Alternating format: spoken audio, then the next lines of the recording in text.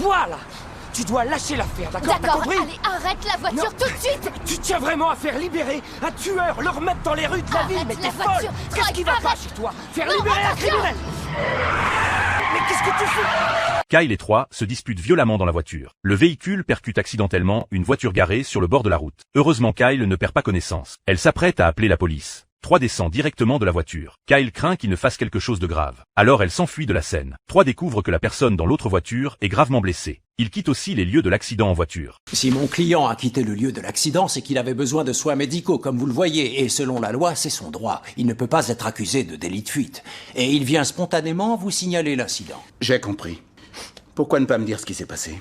La police interroge Kyle et Troy séparément. Mais leurs versions sont complètement différentes. Troy rejette toute la faute de l'accident sur Kyle. Il veut la faire incriminer et l'envoyer en prison. Il s'est passé quoi après l'accident? J'étais blessé et étourdi, mais je l'ai entendu sortir et appeler les secours. Je suis allée voir si les gens dans l'autre véhicule allaient bien, mais il a commencé à s'en prendre à moi comme s'il voulait me tuer. Je lui ai demandé d'aider les autres personnes, mais elle est partie. Et moi, je saignais, alors j'ai décidé de me rendre en voiture aux urgences. Pourquoi elle se serait enfuie? Elle savait qu'elle avait causé l'accident. La police détermine que Kyle a commis un délit de fuite. Elle sera donc envoyée dans un centre de détention pour mineurs. Sa mère Sheila accourt dès qu'elle apprend la nouvelle. Elle supplie l'officier en charge de l'affaire. Mais il refuse catégoriquement de céder. Elle demande alors à parler seule avec sa fille. Chérie, tu ne dis pas un mot à qui que ce soit. Tu gardes la tête baissée, fais ce qu'ils te disent et je vais venir te sortir de là dès que je peux. Tu m'entends? Je suis désolée. Ça va aller, ne t'inquiète pas, tout va bien se passer.